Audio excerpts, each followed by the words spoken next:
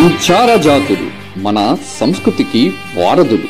గేయాలతో వేల సంవత్సరాల చరిత్రను తెలుపుతూ, వేషభాషలతో సంస్కృతిని నిలుపుతూ, జంతువుల మచ్చికతో ప్రకృతితో మమైకమవుతూ నిరంతరం దేశవ్యాప్తంగా సంచరించేవారే మన సంచార జాతుల వారు.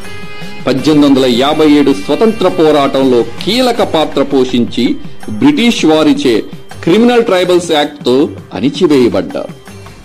స్వతంత్రం వచ్చిన తరువాత ఆగస్టు 31, 1952లో చట్టపరంగా విముక్త జాతులుగా గుర్తించబడ్డారు. కానీ బ్రిటిష్ పాలనలో పడిన మచ్చ తొడవబడలేదు.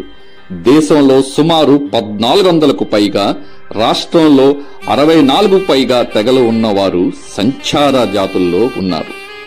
Ration card, voter card, Aadhaar కార్డుతో సహా ఎటువంటి చిరునామా లేని సామాజిక అనాథలుగా సంచార జాతుల వారు జీవిస్తున్నారు. విముక్త జాతుల వారి జీవితాల్లో వెలుగులు నింపేందుకు ప్రధాని శ్రీ నరేంద్ర మోదీ గారు 2014లో జాతీయ కమిషన్ నియమించి 2019లో సంక్షేమ బోర్డు ఏర్పాటు చేసి పాలనలో ప్రత్యక్ష భాగస్వామ్యం కల్పించారు.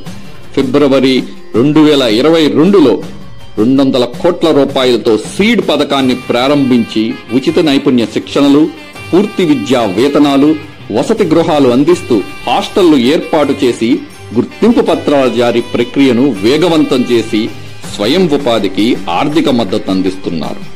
రాష్ట్రంలోని సంచార జాతుల వారు ఎదుర్కొంటున్న సమస్యలకు శాశ్వత పరిష్కారం చూపట మోదీ ప్రభుత్వం అమలు చేస్తున్న పథకాలను అందరికీ అందించేందుకు బీజేపీ ఆంధ్రప్రదేశ్ చేపడుతున్న మహోత్తర కార్యక్రమం స్ఫూర్తి.